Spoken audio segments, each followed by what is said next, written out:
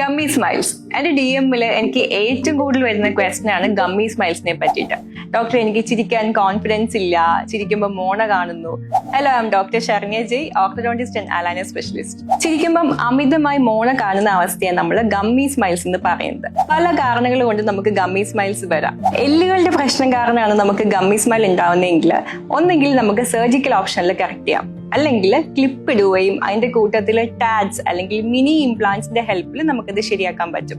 ഈ ട്രീറ്റ്മെന്റ് ഏകദേശം 1.5 years time എടുക്കും. ഇതെല്ലാം നമുക്ക് ക്ലിപ്പ് വേണ്ട, അലൈനേഴ്സ് മതി എന്നുണ്ടെങ്കിലും അലൈനേഴ്സും പ്ലസ് മിനി ഇംപ്ലാന്റ്സിൽ നമുക്ക് കറക്റ്റ് ആക്കാൻ പറ്റും. ഇതെല്ലാം നമ്മളുടെ അമിതമായ ഹൈപ്പർ ആക്റ്റീവ് ലിപ്സ് കാരണമാണ് നമുക്ക് ഗമ്മി സ്മൈൽസ് വരുന്നതെങ്കിൽ ബോട്ടോക്സ് ഇഞ്ചെക്ഷൻസ് വഴി ഇത് ശരിയാക്കാൻ പറ്റും.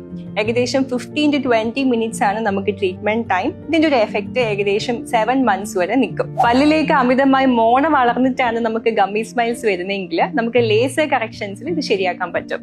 പ്രൊസീജിയർ സമയം ഏകദേശം 15 to 20 മിനിറ്റ്സ് മതി. ഒട്ടും ബ്ലീഡിംഗ് ഇല്ലാണ്ട് നമുക്കിത് ചെയ്യാൻ പറ്റും.